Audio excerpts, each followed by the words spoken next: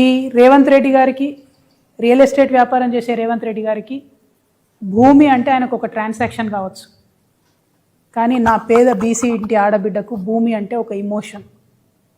నా పేద దళితులకు భూమి అంటే ఒక ఇమోషన్. నా ఆదివాసీలకు భూమి అంటే పంచ ప్రాణం. వదిలిపెట్టి ఉండలేరు, అడవిని వదిలిపెట్టి, భూమిని వదిలిపెట్టి. ఆ విషయం అర్థమవుతలేదు రేవంత్ రెడ్డి గారికి.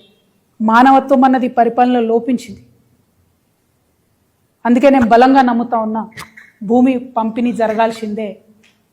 తెలంగాణ రక్షణ సేన అధికారంలోకి వస్తే ఖచ్చితంగా భూమి లేని ప్రతి పేద ఇంటికి కూడా కుటుంబానికి 1 ఎకరం చొప్పున మేము భూలక్ష్మి పథకం పేరుతోని భూ పంపిణీ చేయడం జరుగుతుంది. నేనే అధికారంలోకి వచ్చేదాకా ఆగాలి, అప్పటి వరకు పేదలు పేదగా ఉండాలి అనట్లే.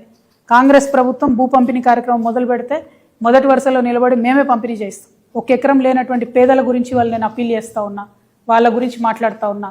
సామాజిక న్యాయ సాధన జరగాలంటే ముందు భూమి ఉండాల్సిందే.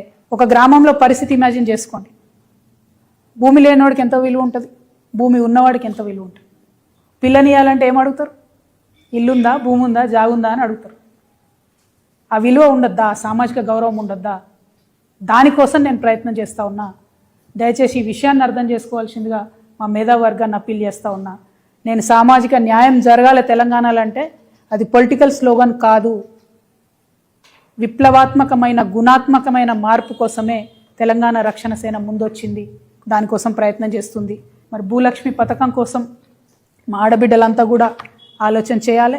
మీ ఆడబిడ్డగా సమాజంలో గౌరవం సాధించాలంటే ప్రతి కుటుంబానికి కనీసపు ఆస్తి ఉండాలి, 1 ఎకరమన్న జాగు ఉండాలని బలంగా నమ్మే వ్యక్తిగా నేను ఈ పథకాన్ని ప్రవేశపెడతా ఉన్నా. మీ అందరి సంపూర్ణ మద్దతు, ఆశీర్వాదం తెలంగాణ రక్షణ సేనకు ఉంటుందని చెప్పి భావిస్తున్నా. నిజంగా 1 సెకండ్ ఆలోచిద్దాం. యాజ్ హ్యూమన్ బీయింగ్స్, 1 అర్ధ గజం భూమి ఉంటే, 1 గుంట భూమి ఉంటే ఎంత కాన్ఫిడెన్స్ ఉంటుంది. నేను ఉట్టిగా నిర్ణయం తీసుకోలేదండి. దాదాపు 2 నుంచి 3 వేల మంది మహిళలతో ఇంటరాక్ట్ అయ్యి, పేద మధ్యతరగతి అగ్రవర్ణాల్లో ఉన్న పేదవాళ్ళతో అందరితో ఇంటరాక్ట్ అయిన తర్వాత వాళ్ళు అడిగిన నేను ఏం కావాలి అంటే, మేము రేపు చచ్చిపోతే మమ్మల్ని ఏడగాలేయాలి, 6 అడుగుల భూమి లేదు మాకు అని బాధపడుతున్న పరిస్థితి నేను చూసిన. అట్లా అనేకమైన అంశాలు చూసిన తర్వాత, చాలా రిపోర్ట్ స్టడీ చేసిన తర్వాత, ల్యాండ్ అవైలబిలిటీ చెక్ చేసిన తర్వాత, పాసిబిలిటీ చెక్ చేసిన తర్వాత మాత్రమే నేను ఈ ప్రపోజల్ పెడతా ఉన్నాను. 1 ఏకర్ 1 ఫ్యామిలీ ఇవ్వగలుగుతాం. ఉంది ల్యాండ్, ఇచ్చే మనసు ఉండాలి.